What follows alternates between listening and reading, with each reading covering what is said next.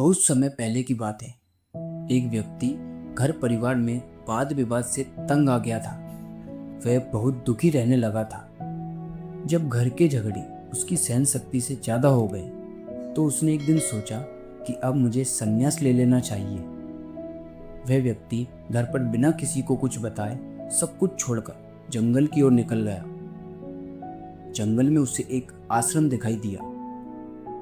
वह आश्रम में पहुंचा तो उसने देखा कि एक संत पेड़ के नीचे बैठकर ध्यान कर रहे हैं। दुखी व्यक्ति संत के सामने बैठ गया और उनका ध्यान खत्म होने का इंतजार करने लगा।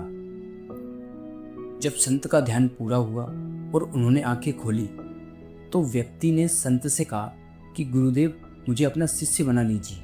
मैं सब कुछ छोड़कर भगवान की भक्ति करने आया हूँ। मुझे भी सन्यासी बनना है। संत ने उससे पूछा कि तुम अपने घर में किसी से प्रेम करते हो? व्यक्ति ने कहा, नहीं, मैं अपने परिवार में किसी से प्रेम नहीं करता। संत ने कहा कि क्या तुम्हें अपने माता पिता, भाई बहन, पत्नी और बच्चों में से किसी से लगाव नहीं है? व्यक्ति ने संत को जवाब दिया कि ये पूरी दुनिया स्वार्थी है। मैं अपने घर परिवार में किसी से भी स्नेह नहीं रखता। मुझे किसी से लगाव नहीं है, इसलिए मैं सब कुछ छोड़कर संन्यास लेना चाहता हूँ। संत ने कहा, देखो भाई, तुम मुझे क्षमा करो, मैं तुम्हें शिष्य नहीं बना सकता। मैं तुम्हारे अशांत मन को शांत नहीं कर सकता हूँ। अगर तुम्हें अपने परिवार से थोड़ा सा भी स्नेह होता तो मैं उसे और बढ़ा सकता था।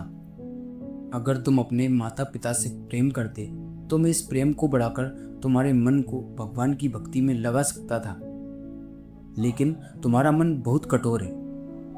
एक छोटा सा बीज ही विशाल वृक्ष बनता है, लेकिन तुम्हारे मन में प्रेम भाव ही नहीं है। मैं किसी पत्थर से पानी का झरना भला कैसे बहा सकता हूँ? मुझे माफ करो, मैं तुम्हें अपना शिष्य नहीं बना सकता। दोस्तों, समस्या से भागना नहीं चाहिए। दुखी व्यक्ति ने पारिवारिक कलह से तंग आकर भागना चाहा, लेकिन शांति भागने से नहीं मिलती। उसे पाने के लिए भीतर की भावना बदलनी होती है। दोस्तों, भक्ति के लिए प्रेम जरूरी है। संत ने स्पष्ट किया कि अगर मन में प्रेम का बीज है तभी उसे बढ़ाकर भक्ति रूपी वृक्ष बनाया जा सकता है। प्रेम के बिना भक्ति नहीं की जा सकती। दोस्तों, ऐसी ही मोटिवेशनल स्टोरीज के लिए चैनल को सब्सक्राइब जरूर कीजिए। मिलते हैं किसी और वीडियो में नए मोटिवेशन के साथ। धन्यवाद।